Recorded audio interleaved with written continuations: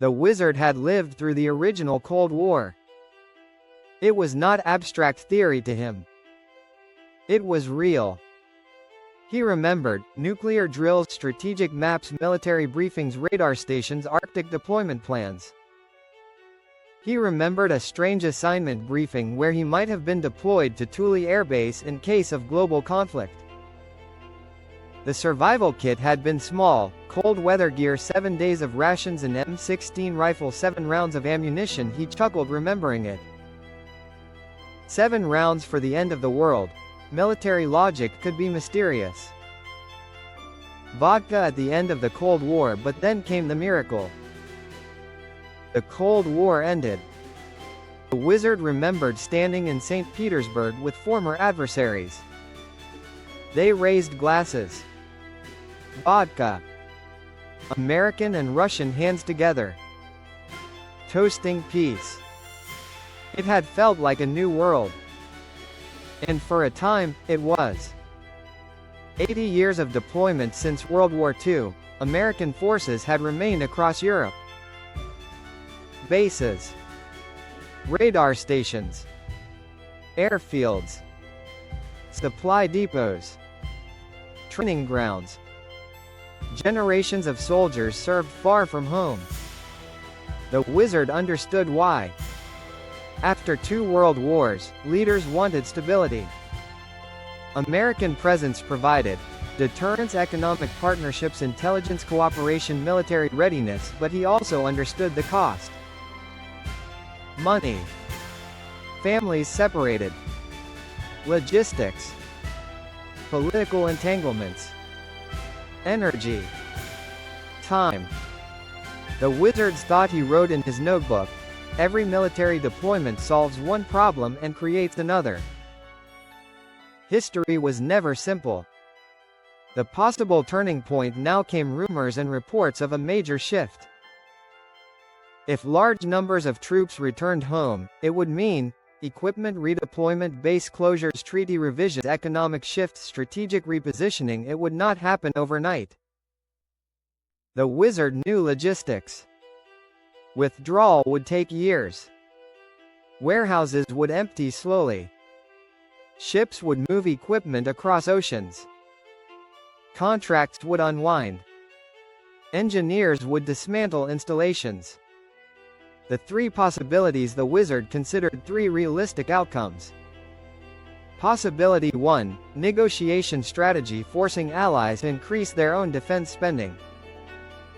Stronger partnerships. Shared responsibility. Balanced alliances. Possibility 2, strategic repositioning, moving resources toward Pacific defense, technology development, cybersecurity, space systems, domestic infrastructure, less global policing. More targeted defense.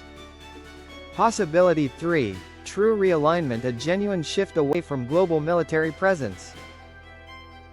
Fewer foreign bases. More domestic investment. Reduced costs. Greater independence. The wizard underlined something important: none of these happen instantly. History moves slowly. Even when headlines move fast. Bringing the resources home, the wizard became thoughtful. If forces returned home, that meant skilled workers returning, equipment repurposed, infrastructure available, technology transferred, training expanded. Military spending did not disappear. It transformed. The economic cycle, he wrote, military spending becomes civilian wealth when converted wisely. Examples: aerospace, right-pointing arrow; commercial aviation, radar, right-pointing arrow; telecommunications, GPS, right-pointing arrow; navigation industries, robotics, right-pointing arrow; manufacturing. The wizard smiled. War technology often becomes peace technology. The wizard's personal hope: he had always hoped for something simple. Not weakness. Not surrender. But balance. A world where strength existed, but did not dominate. Where cooperation replaced confrontation. Ukraine and the Long War. The wizard also knew something important. Peace negotiations mattered. Conflicts drained money, energy, attention, lives. Ending conflicts released energy for rebuilding. He wrote, "Peace is the most profitable investment humanity has ever discovered." The Greenland puzzle. Greenland appeared in the news again. Strategic location. Radar systems. Minerals. Shipping routes. Arctic expansion. Old Cold War sites suddenly seemed relevant again. The wizard found it amusing. History had loops. Places once forgotten became important again. The wizard's joke about timelines. He joked quietly. Maybe there's a rift in the event horizon. Or maybe it's just Tuesday. The council reflects. That evening the wizard council gathered. Yvette spoke first. "Peace is not the absence of strength. Peace is the wise use of strength." Lyra said, "History moves in cycles. But each cycle can improve." Elena added, "Returning home is not retreat. Sometimes it is renewal." Anne poured tea. Wars end. Families remain. The wizard's realization. The wizard looked around the cabin. Tools. Charts. Books.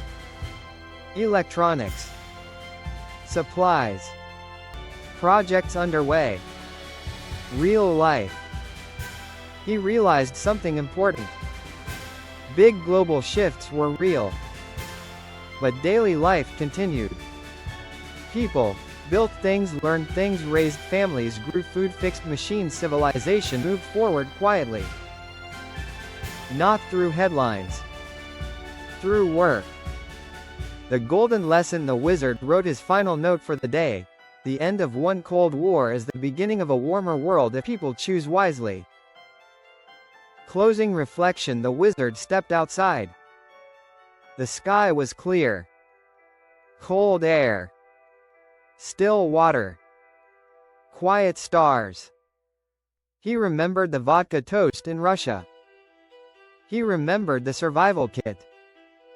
He remembered the tension of the Cold War. And he smiled. Because humanity had survived another era. Just as it had survived so many before. And tomorrow, there would be work to do. Always work to do. Next excellent chapter. Direction. Chapter 40, The Wizard mapped the New World trade routes, energy systems, cities, and alliances in the emerging era. This would tie perfectly into Mars economy, Earth economy, cities, robotics, trade, infrastructure, global cooperation, and continue the story beautifully.